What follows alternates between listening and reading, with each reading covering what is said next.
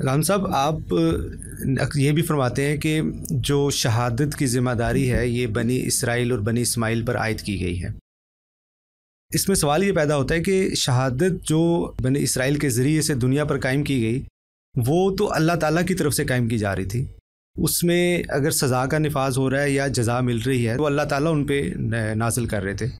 تو اب جو شہادت قائم کی جائے گی، کیا اس سے مراد یہ ہے کہ ہم اسی سرگزشت کو، اسی تاریخ کو اس پہ کام کر کے ہم لوگوں کے سامنے بطور دلیل پیش کریں گے؟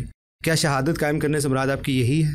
شہادت تو قائم ہے، یعنی وہ ایک رسول کے اتمام حجت کی صورت میں بھی قائم ہو گئی۔ میں نے عرض کیا نا کہ دو حصے ہیں، ایک یہ کہ رسول کے ذریعے سے شہادت قائم کی جائے، اور ایک یہ کہ ذریت ابراہیم کے ذریعے سے قائم کی جائے۔ تو رسول کے ذریعے سے، یعنی آخری رسول میری مراد ہے، شہادت قائم ہو گئی، وہ ایک تاریخ بن گئی ہے۔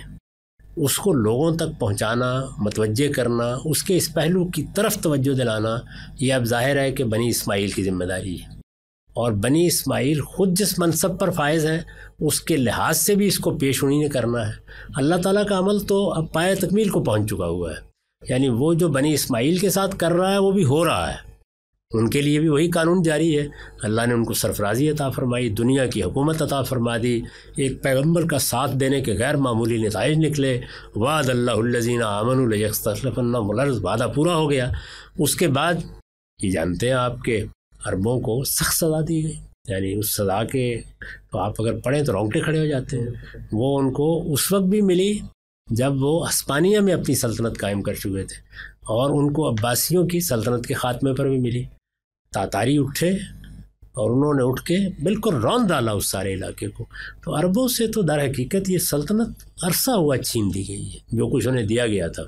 اس کے بعد یاجوج ماجوج کی اولاد میں سے لوگ نکلے ہیں، ان کے بارے میں البتہ یہ ہوا کہ اللہ تعالیٰ نے ان کو اسلام کی توفیق دے دی، پاسماں مل گئے کعبے کو صنم خانے سے۔ دوسرا دور ہے، میں نے مسلمانوں کی تاریخ پر ایک گفتگو میں توجہ دلائی ہے کہ جہاں تک اسلام کی تاریخ کا تعلق ہے وہ آدم علیہ السلام سے شروع ہوئی، رسالت میں آپ صلی اللہ علیہ وسلم نے جب آخری سانس دنیا میں لیا تو وہ ختم ہو گئی۔ ٹھیک ہے، وہ انبیاء کی تاریخ ہے بنیادی طور پر، اس میں کسی دوسرے کو کبھی شامل بھی نہیں کرنا چاہیے۔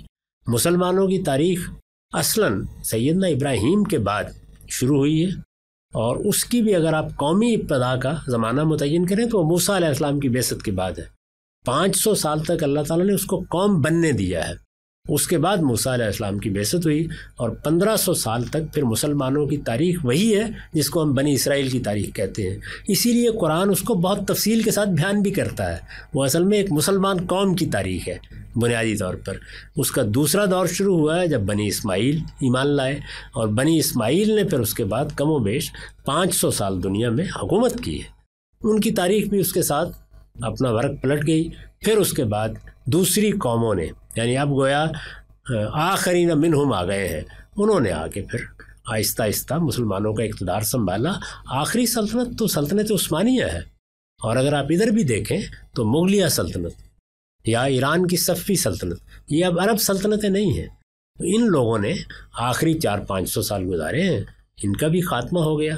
اب ہم جس دنیا میں جی رہے ہیں وہ محکومی کی دنیا ہے، یعنی مسلمانوں پر عالمی سطح پر بعض دوسری قوموں کا غلبہ قائم ہوا، انہوں نے مسلمانوں کو عالمی سطح پر شکست دی، وہ اس وقت دنیا میں حکومت کر رہی ہیں، اور انہوں نے ایک نیا نظم بنایا ہے جس میں نیم خود مختاری ہم مسلمانوں کو دی گئی ہے۔ ہم اس دور سے گزر رہے ہیں، تو اصلاً یہ سزا ہی کا دور ہے۔